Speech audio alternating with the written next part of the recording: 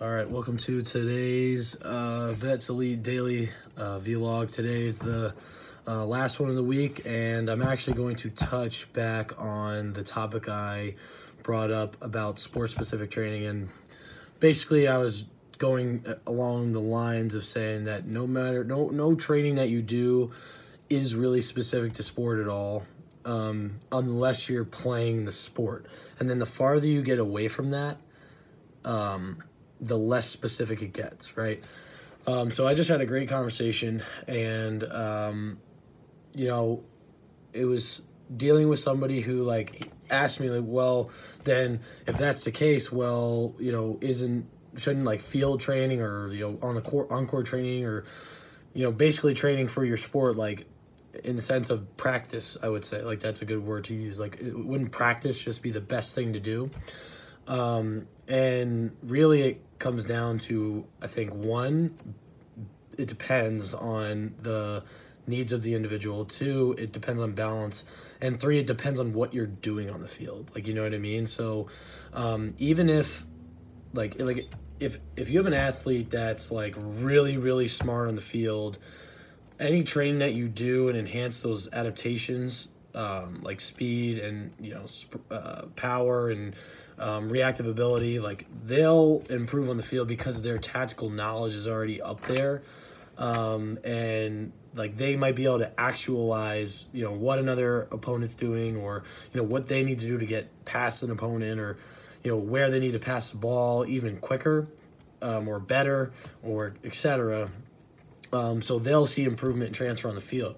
Then you might have another situation where you have somebody who's extremely physically gifted, and then their tactical ability on the field is lacking. And for that athlete, maybe you have more focus and attention on sport practice, and you maintain or slightly try to improve those qualities that will aid in them doing better on the field.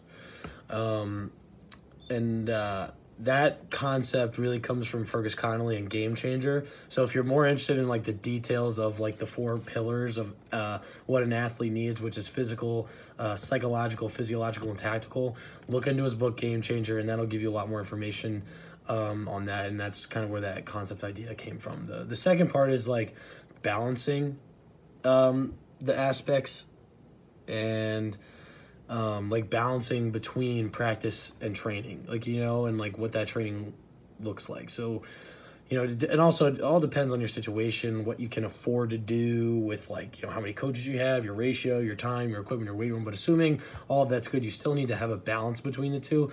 And that's where periodization, and I'm not talking linear periodization, I'm really just saying training planning. That's where that comes in. And you just want to have some sort of progression ready for throughout an entire annual plan. You want to have it's good to have a direct focus of training cycles, but that doesn't necessarily mean that you're only doing strength and you're doing no speed work. You know what I mean? I believe in vertical integration, like Charlie Francis's model, where you're doing all of the aspects. You're training speed, you're training power, you're training sprintability, change, you're doing all those things at once, but it's how much emphasis you put on every single one of them that up and down regulates depending on where you're at in the year. So that's what I'm talking about in the sense of balance. You really need to just balance what the needs are. And the needs can be, depending on, logistic situations. It could be depending on what's going on in the time of the year. It could be depending on the person, etc. And then lastly, it comes down to, and this is really the most important aspect of this conversation, it comes down to what you're actually doing on the field. Because even if you're just practicing, and your practice isn't giving you representative drills that will help you transfer to the sport, in the sense of reactive training, true reactive ability to sporting movements, and basically the constraints-led approach where you create situations in which athletes need to actualize and problem solve to therefore make decisions that are similar to what happens in a game, then it doesn't matter what you're doing on the field, So the overarching answer, and I think everybody in strength and conditioning agrees that it depends. But when I was having this conversation, because I think it's a confusing topic, and it's taken me a long time to even be able to feel comfortable talking about it without feeling like what the hell, what are you even saying, you know what I mean? So I wanted to kind of boil it down to some simple concept, 3 things that you can just think about every single time you're trying to create a drill that will help you foster this mindset. That'll help you to create situations in which athletes need to problem solve, and that problem solving task is representative of the sport, with the understanding back here that no matter what, you're not going to be able to manipulate, or you're not going to get sport specific training unless they're playing the sport. And then the farther away you get from that dictates how unspecific it is. But also I need to make this clear. I'm talking from the sense of somebody who is in the private sector, or is at is in NCAA, and they don't have influence over practice. Because if you have influence over practice, then you can very much so do that by manipulating the pitch size, manipulating the players inside. I say pitch because of my professor from college, but manipulating the field size, manipulating how many people are in the field, and that changes the type of affordances, or basically opportunities, that they have in the environment. And you can kind of actually direct the adaptations that way.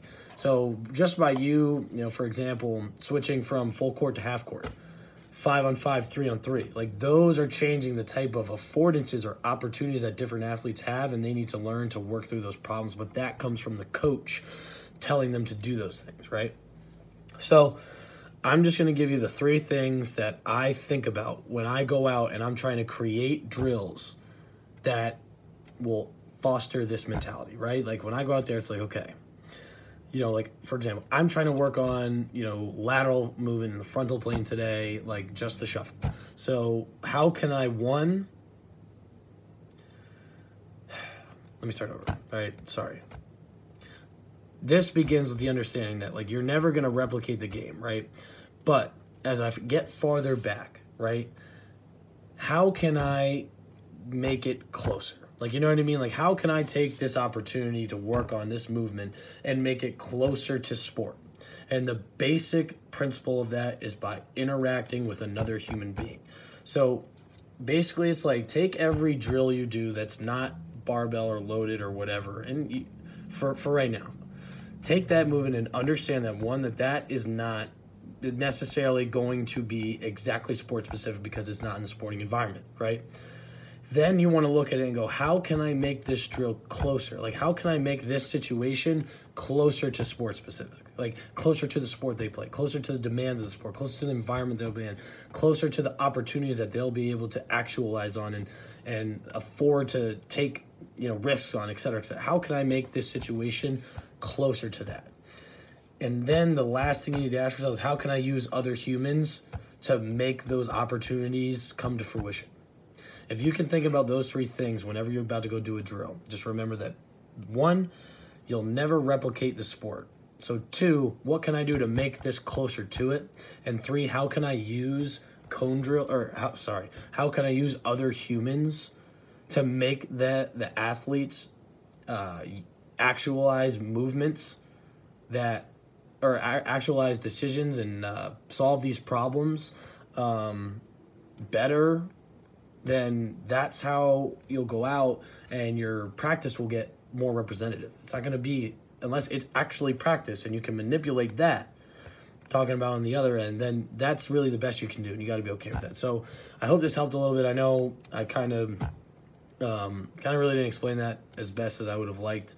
But if you want to kind of dive deeper into this, me, and I'll even sit down, I'll FaceTime you. I will come, I will come to you and I will show you what I'm talking about, because I will do a demonstration for you so that you can actually see what I mean. So if that's something you're interested in, please let me know. And if this helped, or if you want to talk more about this topic, just please send a message. Have a good one.